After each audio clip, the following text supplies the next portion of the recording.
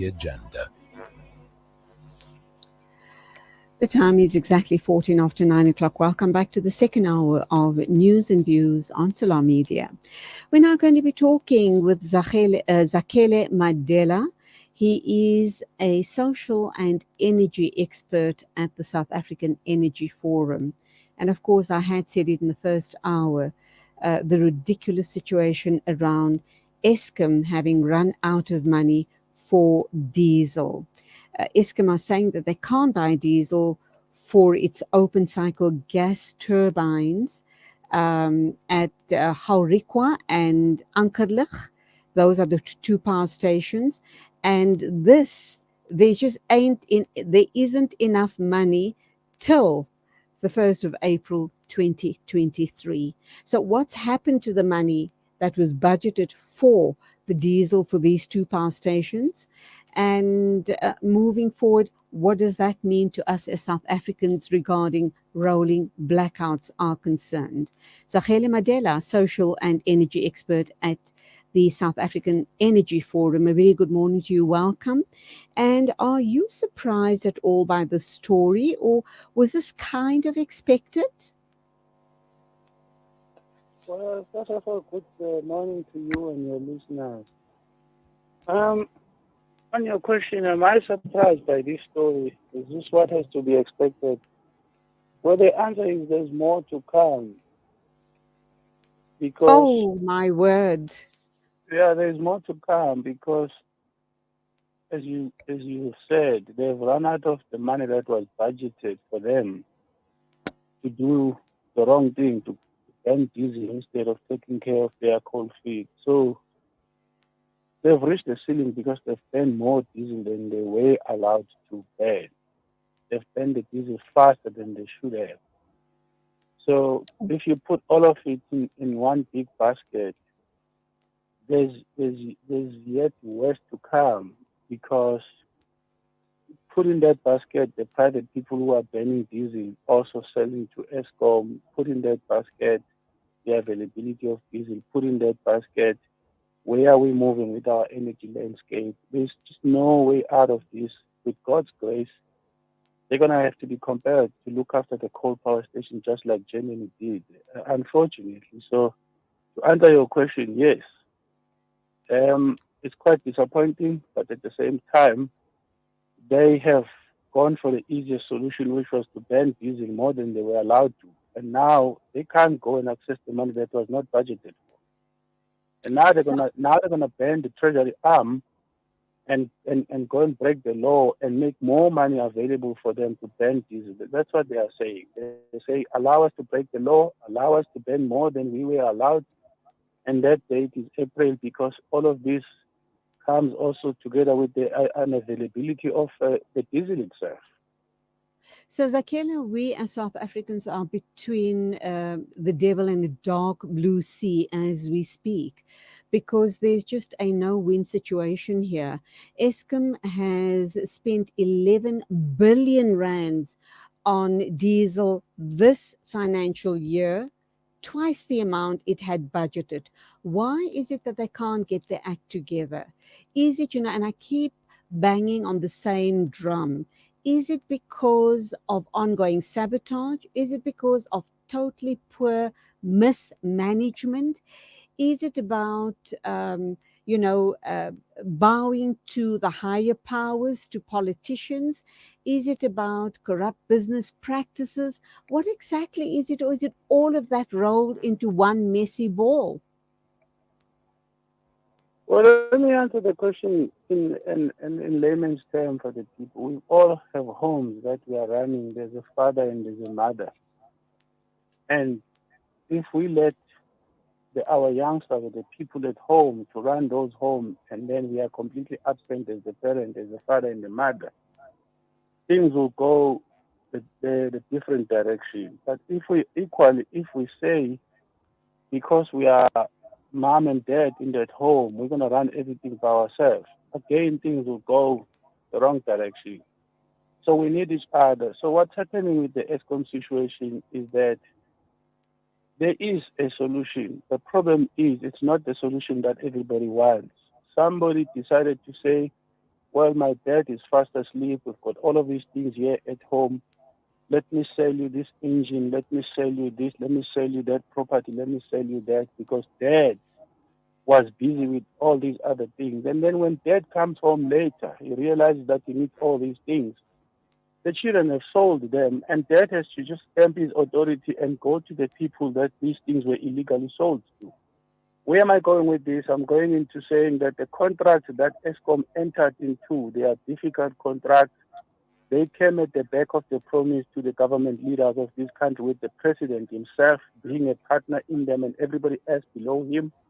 What you need at Eskom, you need to say, listen, as much as all of these things were sold to you, all of these contracts were signed with you, these contracts are now unsustainable. Get somebody there to terminate the contract that has got the president and his friends' companies. Then there will be no load shedding. That is why the head of generation quit. That is why the previous CEO, Pakamani, quit in 2019. The head of generation quit last week or 2 weeks ago. That is why Andy the Rata is going to quit before the Easter period next year. Call me on this air. Andy the Rata would have volunteered to leave because he thought he could go in there and shield all these government officials and the private sector that signed the wrong contract. You need somebody to go into Eskom, terminate all these illegal contracts, put the structure there, take the money from us that we pay for electricity, prioritize the Eskom power station, coal power station. There is a solution, but unfortunately, it's not a solution that requires someone who's obedient to the culprit. So, Zakhele, you're saying that go in there, you need someone that's very responsible, someone that really understands what's going down, and get that person to cancel all of those contracts. Will there not be any legal recourse to the person who does it? Let's assume you get appointed to Eskom tomorrow. The rater steps down and you go in there because you are an energy expert, you're a social and energy expert, and you do know what is going on. No one can pull the wool over your eyes. So you go in there and you start cancelling all of these contracts. What is the legal repercussion going to be to yourself in your personal capacity and to Eskom itself and to us as a country? Well, there is no legal repercussion. Let me name what those contracts are. If you look at the coal contract, you only have to sell coal for what you are allowed to sell. There is a pricing structure there. There's a guy who's selling at the lowest. There's a guy who's selling at the middle. There's a guy who's getting a premium, which is Glencoe. You say, okay, I'm going to treat all of you. You're supposed to supply me same equality coal. I don't care about your own expenses. I'm giving you 700 rand a ton because I am giving that other guy 500. Why would you say I'm breaking the law? Because I'm saying to you, I will buy the coal from you at the same price like I'm buying it from someone else.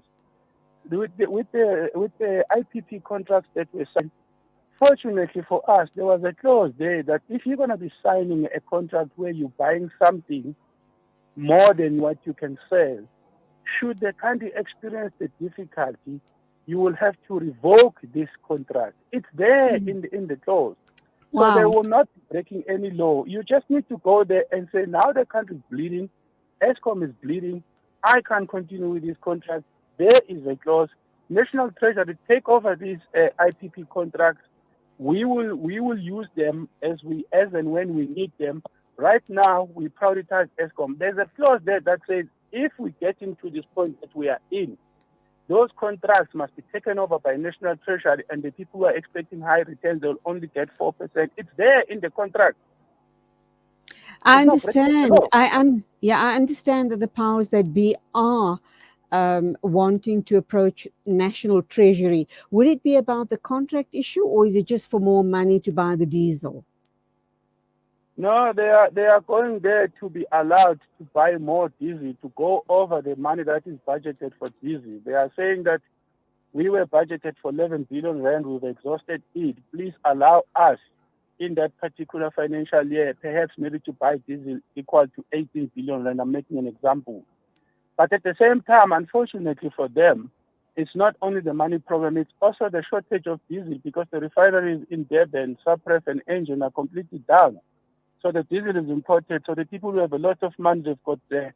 They placed contract long time ago, like the private IPPs. Eskom didn't have money to place the contract on time because Eskom actually doesn't have money for maintenance.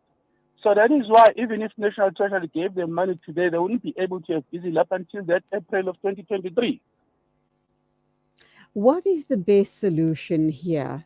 Do you think Andre de Ruyter needs to do what you have suggested, or does he not have the political will to go ahead and put all of this into place? Where and how do we move forward as a country? I mean, we are Well, bleeding. Bleeding is not, is to tame a word. This is just absolutely ridiculous. How do we move forward, and who's going to hear us? That's the all important question, Zakele. You and I are talking on the radio now, and you're expressing some very valid issues. But who's going to hear what you're saying and make sure that it starts happening?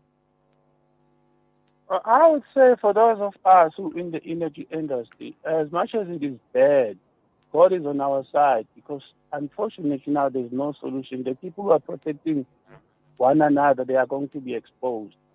There is no solution. All that is required is someone who's got balls who says, sorry, Mr. President, go back to the people that you promised people when you were not even deputy president of this country and when you were deputy president of this. Call them and tell them that the business that you are doing with them cannot give them the return.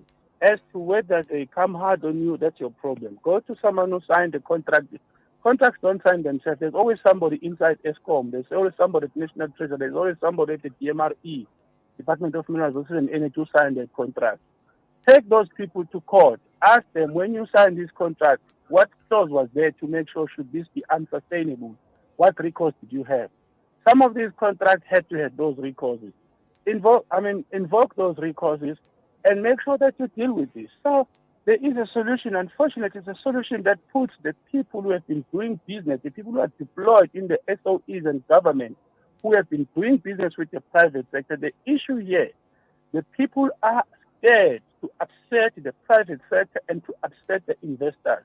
Someone like me, who was not part of this, and many people like me, I don't fear this. I go in there, I say, under the rater could not stand up to you. I'm terminating this contract. You can jump all you want. The money that I'm collecting for revenues, I'm prioritizing maintenance of the Eskom power stations. I've got a clause here protecting me that should this be unsustainable, I've got to terminate this contract. So therefore, I'm doing that. I'm exercising what is there. So, So there is Zakele, a let me ask you this question. You're very passionate about this issue, as are all of us as South Africans here, because we are suffering the brunt of this. Businesses are closing down. It's crippling our country. People aren't able to put food on the table. It's just a crazy situation. How about you, Zakele Madela, social and energy expert at the South African Energy Forum, together with very, very strong trade unions and civil society, band together and take over the situation and demand, do we in our private capacity as civil servants, concerned civil society, are we able to take that action? Are we able to say, Andre de Ruyter, you step down?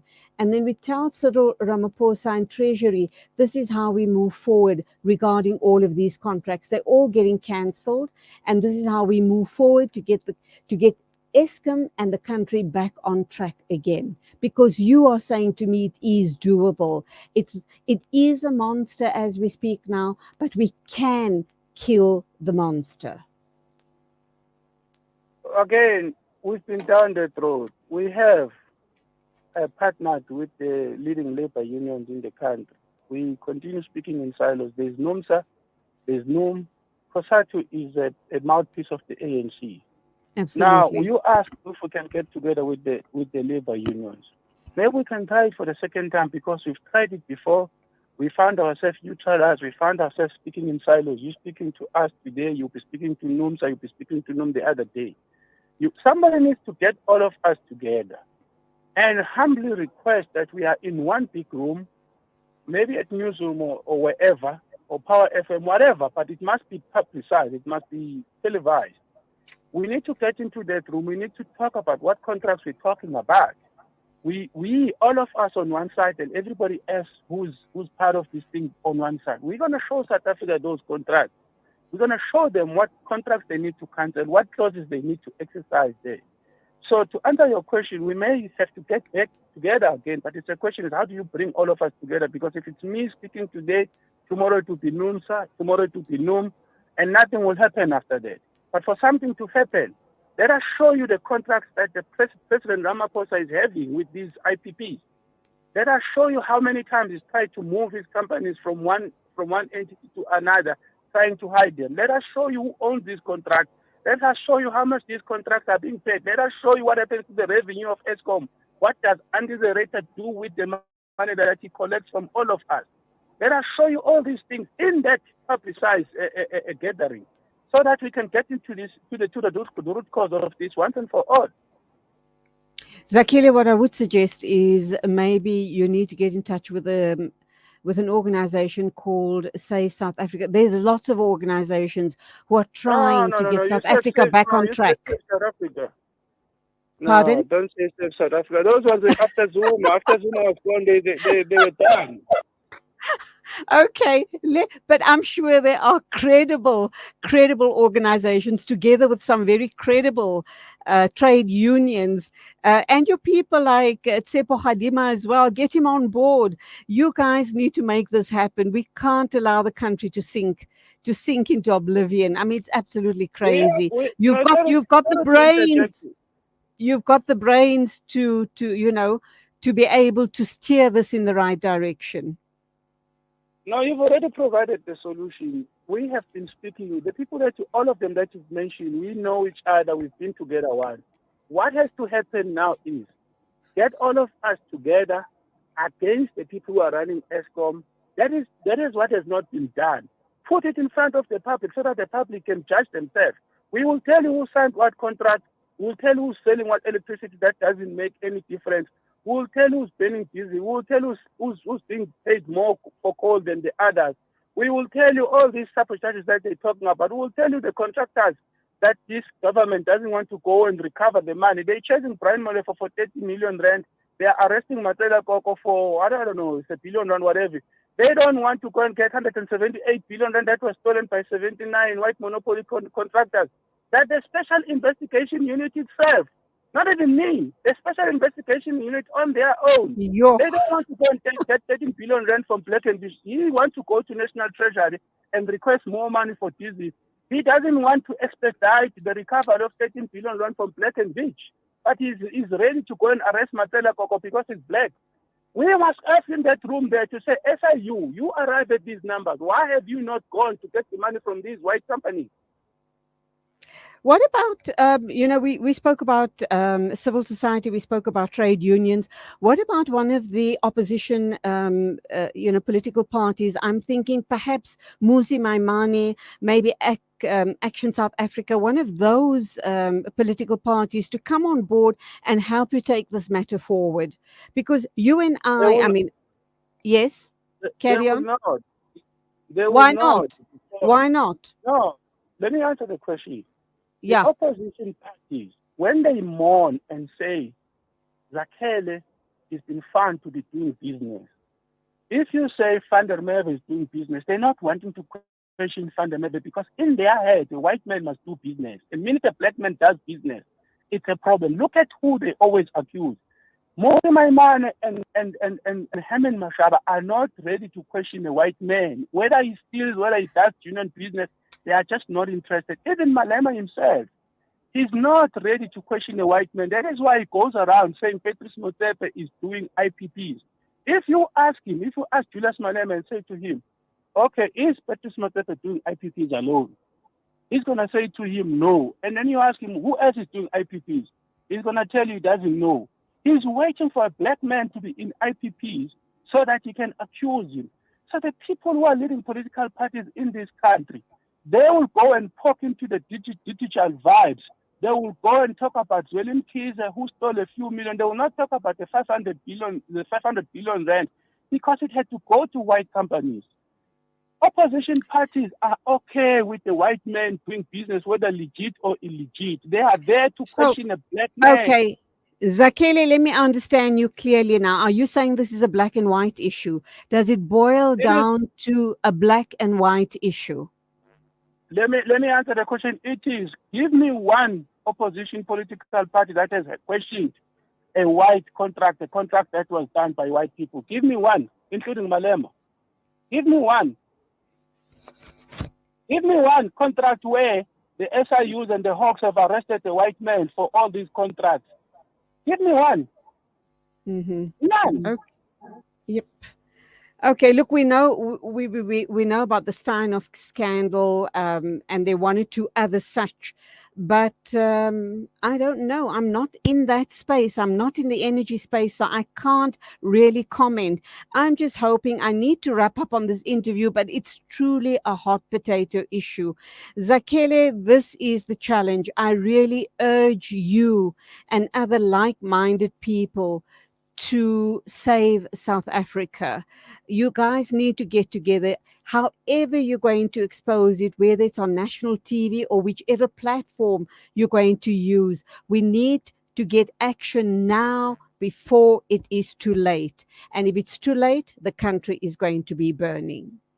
Your final What you need thought. to do, what you need to do is you need to get together with Power FM, Newsroom, and other leading media who are not captured by Becker and NASPARS and Media 24. Get together, call us there. We will show you exactly who's been stealing money in this country. Without you guys coming together and putting us, just as much you expect us to be together, you media people, come and be with News 24. Sorry, with the newsroom. Come and be with Power FM. We are commenting there. We are giving all the aspects. We are giving everything. Lastly, I want to ask a simple thing. Glencoe has been bribing everywhere all around the world, except here in South Africa, apparently. Where is Julius Malema's case at the police station? To say Glencoe is preferred and is paid 10 times more than the other coal suppliers. No, just put a black person there. Malema will jump up and down and open a case. Just because it's a white man, he's going to write all these statements that we read on Twitter, EFF, this, EFF. I'm not interested in EFF statement. I'm interested in EFF laying a case against the Ranger, laying a case against Glencoe, because they do it when it is black people. Okay, this is really a shocker of an interview with you, Zakhele. Look, I can't say a shocker. I think in the back of my mind, I think we knew that something serious was going down. And we just kind of wonder why people are sitting on their hands, why they're not moving forward. I'm going to go for an ad break, but I'm going to put a question to you before I go for the ad break, and you can respond when I come back. We know what is happening with councillors vying for positions, and this is a totally different story, but I'm just using it as an example. We know what is happening. What's that example? I'm using this as an example. Councillors in KZN, because people are vying for positions there in at local council level. If they don't like you or if they want a particular position, you get killed, be it a drive-by or whatever sort of killing, or you and your family get attacked in the middle of the night, etc. Do you not think that with the situation like this, taking something like this to air on national TV, for example, that people's lives will be put at risk? Think about that. I'll come back to you in a minute or two after the ad break. Okay. Rejuvenating media day by day.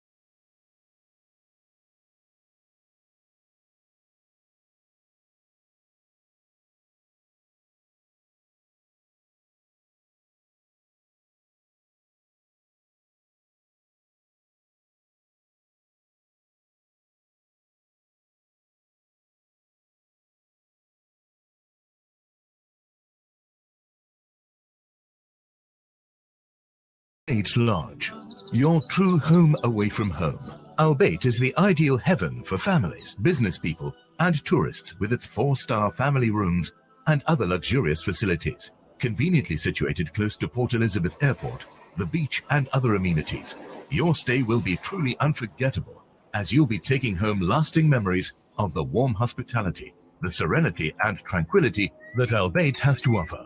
For reservations, call 041 583 6415 or visit www.albaitlodge.co.za.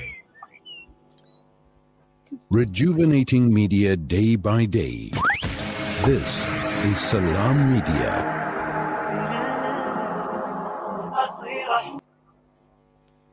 Bismillah ar-Rahman ar-Rahim. Assalamu alaikum. Welcome back. It is exactly 9:40 a.m.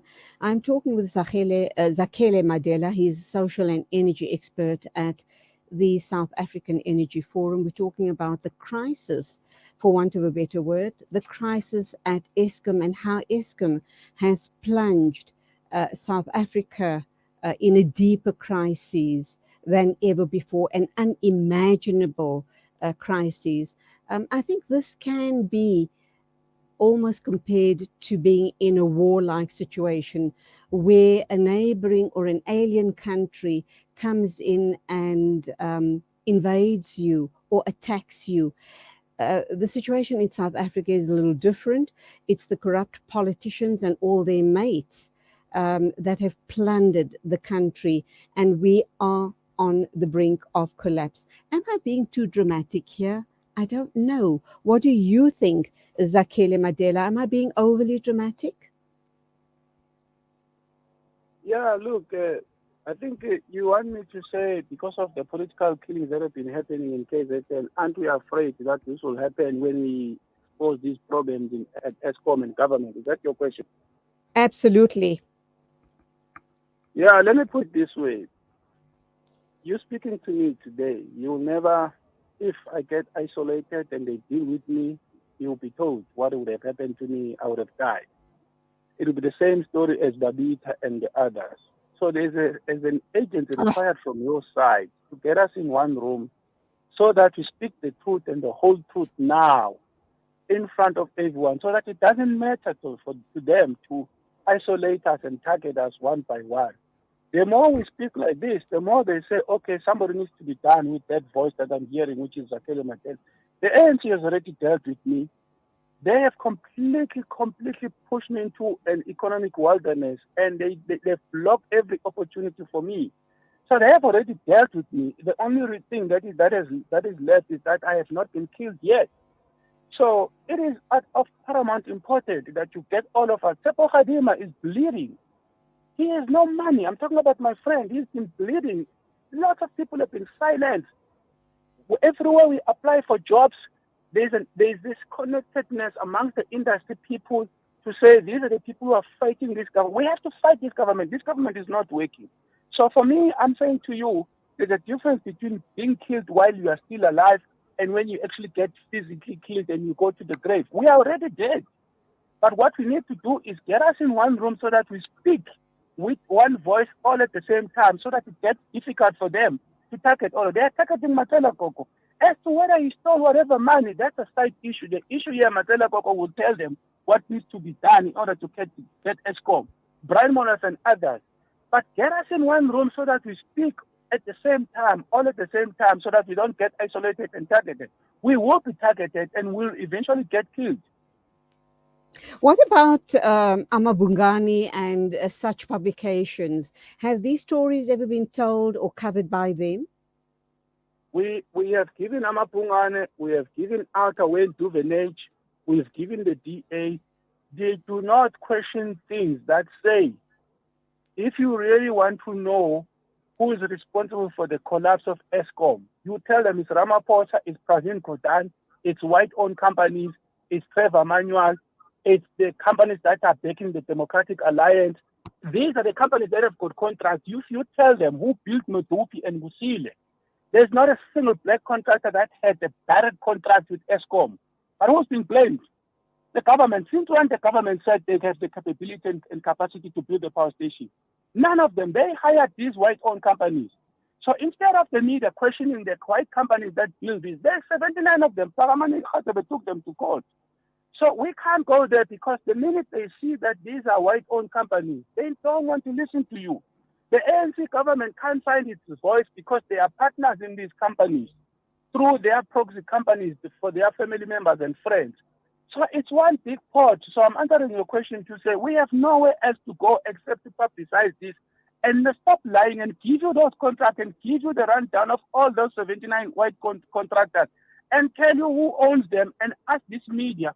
When you say Medupe and Gusile is in shambles, who built it? At the top of the list was an American-owned company owned by white people. The rest of the 79 contractors are owned by white people. So what do you mean when you say black people have presided over the collapse of Eskom? It's white-owned companies that have co-opted Ramaphosa and Pravin Gordhan. And we don't have to throw statements like that. We have to give you physical evidence how Pravin Gordhan and Ramaphosa are connected to this through his friends like Putuma Nhleko and all of them. We have to give you this evidence. Okay, my final question to you then, and you mentioned Wayne Duvenage's name from Outer. He really has served the people. Let's look at the e-toll situation. He managed to turn that around. He managed to manage to scrap e-tolls for once and for all. Would he not be your man? Why is he not a man for the SIU to recover 178 billion rand that the SIU is trading the case against white-owned companies? Why is he not helping Eskom to recover 4 billion rand that was paid by ERA to a little white-owned company? Why is he not helping Eskom to recover 13 billion rand? When Duvenage is interested in anything that exposes the ANC government, anything that look at his cases on his table. They are all about where black people manage and run entities. There's nothing Okay. that talks to the white. He doesn't have junk on his desk. He doesn't have anything that touches white people on his desk. All right, Zakhele, I think perhaps we need to give out our right of reply on this particular matter. I'm not sure if he's going to be available to talk to us about it tomorrow. But in the meantime, I have no doubt in my mind that you're going to work very hard behind the scenes to try and get your story on national TV with a whole host of people that obviously share your sentiments, get civil society on board as well. And this then, if what you are saying is correct, this needs to be exposed big time. I think people have always had suspicions that things are not right at Eskom. There's been talks about sabotage. There's been talk about nepotism, cronyism, etc., etc. So perhaps the time is right to expose all of this. I'm going to have to wrap up now because we have run out of time. I'll give you 2 minutes to summarize what we've talked about this morning. Okay, thank you. What I've talked about is, in this country, nobody wants to question anything that has been done by a white man. It's only when a black person is involved, then people want to know, is it legit? Is it done correctly? Secondly, anything that goes wrong in this country, everybody waits only if it's done by a black man. If it's done by a white man, nobody finds their voice, whether they are black or white. Thirdly, the Eskom situation as it is, the reason why it cannot be resolved, the government officials themselves are involved through their proxy companies and the people that they deployed on the board of those companies. Zakhele, let me just come in here. I hear what you're saying. You have now you have outlined this as a black and white issue, but the majority of the corrupt politicians and councillors and people even in the health department, the very people involved there in corrupt activities have in fact been black people. It was the black people. So how would you respond to something like that? I know I've given you 2 minutes to summarize, but really that is something to chew on, isn't it? Well, let me respond. Please restrict this to Eskom and Transnet. I'm talking about things that are troubling us the most. I'm talking about Transnet and Eskom. They have been collapsed by white companies. The evidence is there.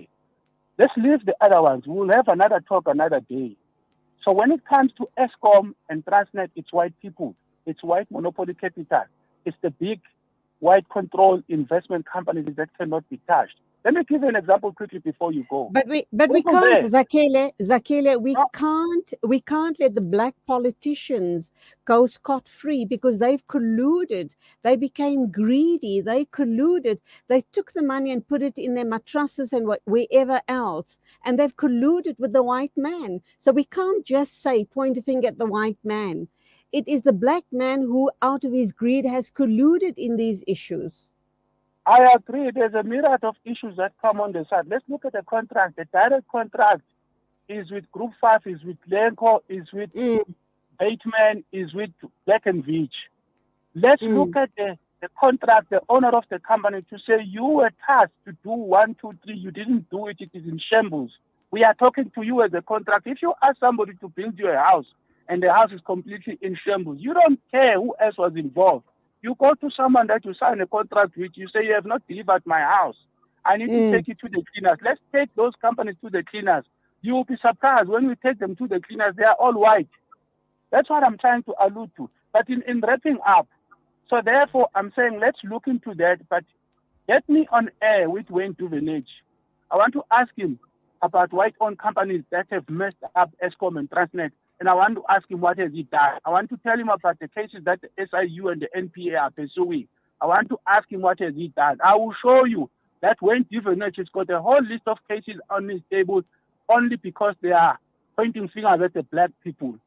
I want to see how he responds to the cases that are pointing to the white people. All right, Zakele, I hear you loudly and clearly. Let's see if we can get this interview going between you and Wayne Duvenage. I do know that Inayat Wadi not too long ago had a whole host of energy experts on his Wednesday night show, and that was quite a firecracker of a show. Maybe this type of a situation also needs expose. I will pass it on to the powers that be and see how soon we can set it up. I thank you indeed for your thoughts. I thank you for your time. I thank you for your passion. I hope and pray that together as South Africans, we can hold hands and bring and do away with corruption in our country. God bless, stay safe, and till the next time. Go well. Thank you, my friend. Thank you. Thank you to you and your listeners. Thank you. That was a very passionate Zakele Madela, social and energy expert, talking about Eskom and all of the corruption throughout the country. He is pointing fingers at white people, suggesting that white corporate and white people who run large entities in the country, white owned, are being protected, but at the same time I think we need to look at the bigger picture. So let's see if we here at Salam Media can get Zakele and Wayne Duvenage together on a program and see how that is unpacked. Well, that was quite exhausting, was it not? It is 9:53 a.m. and we're going to go for our final interview for the morning. We're going to be talking about the BRICS Summer School. Our guest is Rodrigo Ferreira Barros, anthropologist from the University of Mato Grosso. Please do stand by for the final interview of the morning.